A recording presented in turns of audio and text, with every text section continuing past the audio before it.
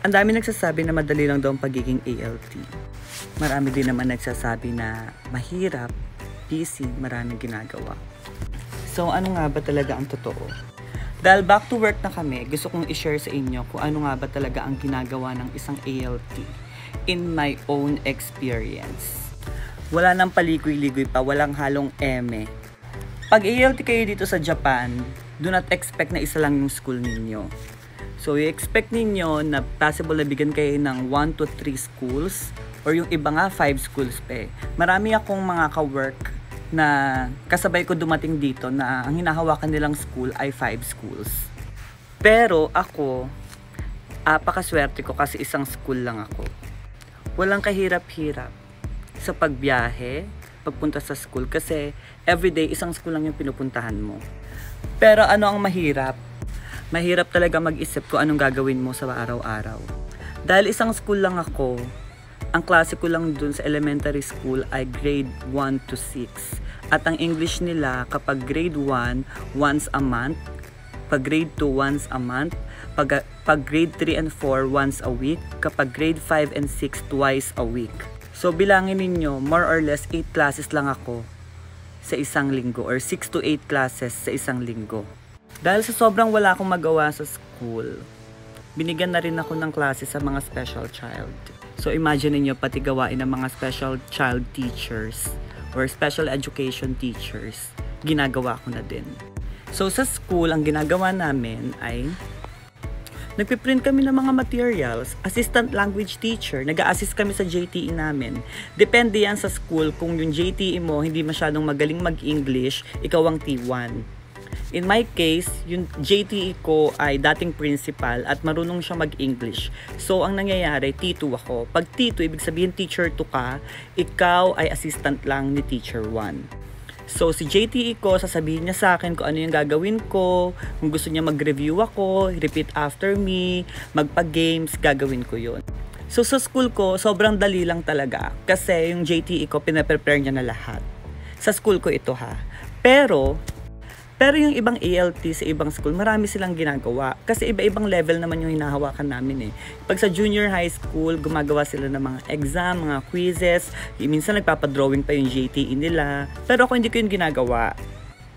Kasi piniprint ko na lang lahat ng mga materials. Pero may ibang ALT na nagdo-drawing sila, nagde-design sila ng mga examinations, tapos nagpapag-games. Kumbaga parang sila talaga yung main teacher. Kaya ang pagiging ALT sa Japan ay depende po yan sa school na mapupuntahan mo. Draining siya. Kasi draining, bukod sa wala akong masyadong ginagawa, iniisip ko kung ano yung gagawin ko sa araw-araw. To the point na binigyan na ako ng principal tsaka assistant principal or ng vice principal ng extra classes. Yung pag pinapapunta ko sa mga ibang klase like science, art classes, tapos music class, PE class, pinapapunta ako, wala lang, nakatayo lang ako, parang supervisor, ganun ang peg ko.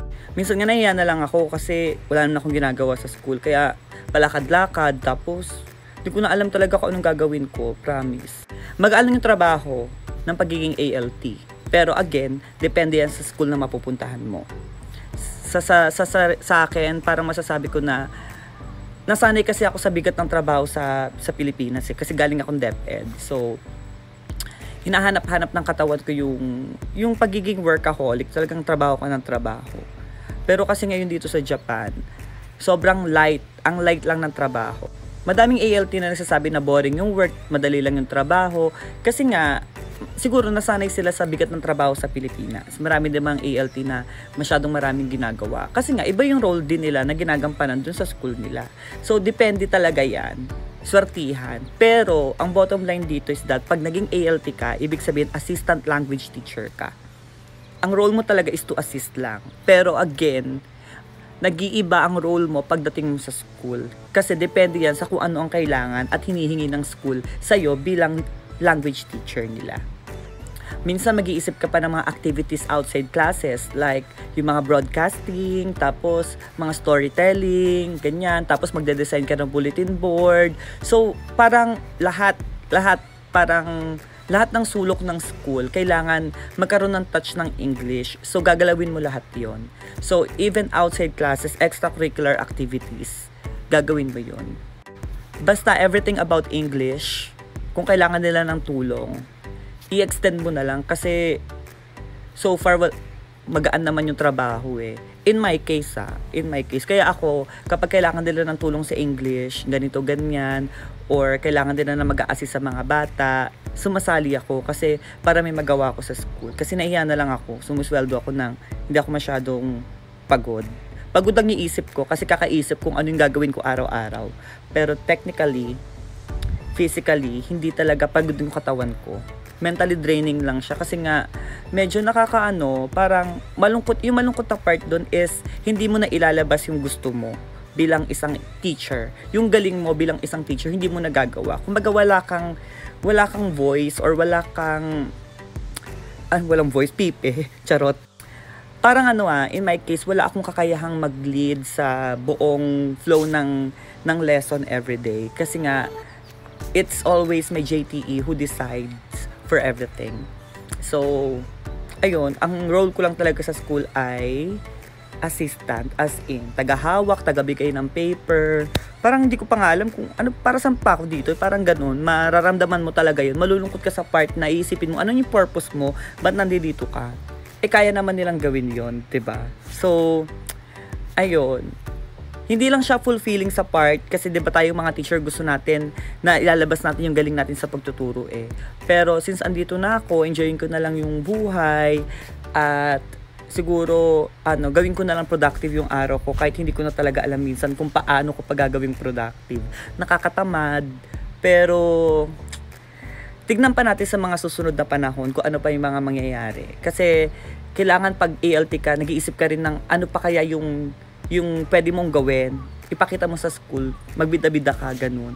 Pero kasi syempre, ayoko magbida-bida kasi baka pag sinimulan ko yun, alam mo na, ipagawa sa akin lahat, ba diba? So, hindi naman yung problem, ba diba? So, yun, yan yung tunay na, ayan yung tunay na ginagawa ng mga ALT sa akin sa school namin. Yun lang, thank you.